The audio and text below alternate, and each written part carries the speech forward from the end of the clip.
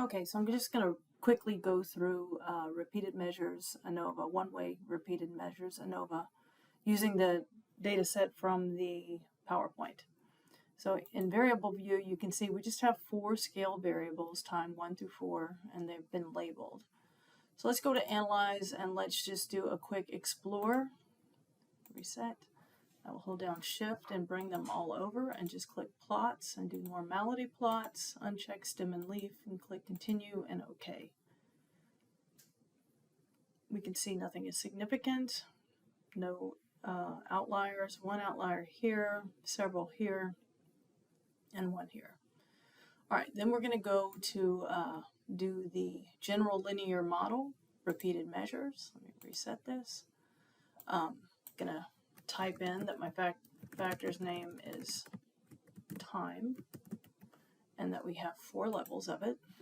Click Add. Don't have to do this part, but I'm going to go ahead and add the measure name.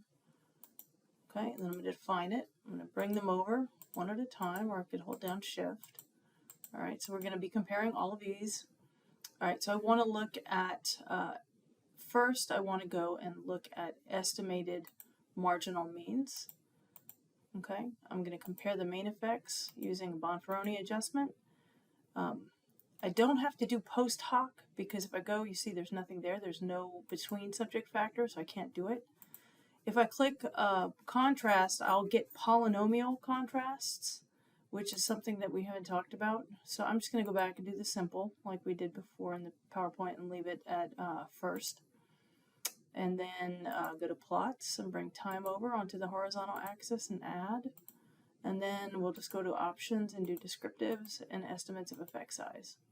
And we say OK. All right, so these are our within subject factors. Here is our descriptive statistics with the means of each one. The multivariate tests. Here we see that we have Mauchly's test of sphericity is significant, so we do the greenhouse geyser because it's less than 0.75, which means that we then come down here and we want to look, is time significant? We look at the greenhouse geyser and we see that yes, it is. The contrasts, we get these even though, you know, we're probably more interested in the post hoc tests. The between subject effects is the null model because there's no between subjects right now. Here are our estimates at each time, which is the same as up here, but now we have confidence intervals if we're interested in that, and then the pairwise comparisons, and we can skip this multivariate test for now. All right, it's very easy to do this one-way analysis, repeated measures analysis of variance.